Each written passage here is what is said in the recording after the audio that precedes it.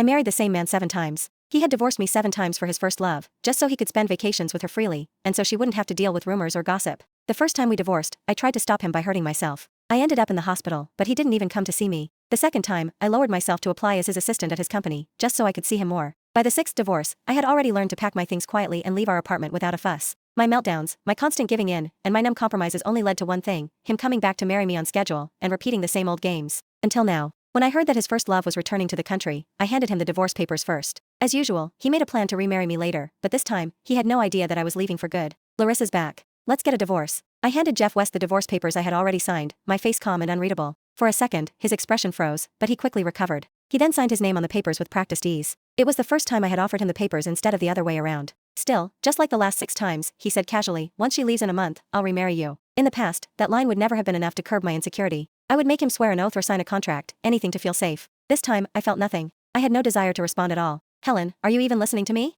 Jeff frowned, clearly annoyed by my silence. I just nodded. "Yeah." But my hands kept moving, folding clothes and packing them neatly into boxes. When Jeff said he would remarry me, he always meant it. Everyone in the business knew him as a man who kept his word. We didn't seem like a real couple anyway. We were like two business partners with a contract that needed renewal, signing 2 papers every once in a while, one for marriage, and the other for divorce. By now, I had signed 13 papers. I remembered him saying at our wedding that he would never betray me during our marriage. And he hadn't. After the divorce, he was free to be with anyone he wanted. The only cost was that I became the kind of person everyone in the social circle knew could be summoned or dismissed at his whim. But today, my calmness seemed to throw him off. He could vividly remember how I had behaved during our divorce in the past. I had been hysterical, even self-destructive. Now, he watched me pack efficiently, faster than ever, and he looked a little unsettled. Maybe this time, I should move out instead. I slammed the large suitcase shut with a thunk, cutting him off. I already told my friend I'd stay at her place for a few days. Jeff seemed to have thought of something, and his face darkened even further. "You're not planning to sneak into my office again, are you? Pretending to be an assistant just to spy on me? Can't you do anything for yourself? Are you so lost without a man?" I understood what he was doing immediately. He just didn't want me showing up at his office, disturbing him and Larissa Osborne.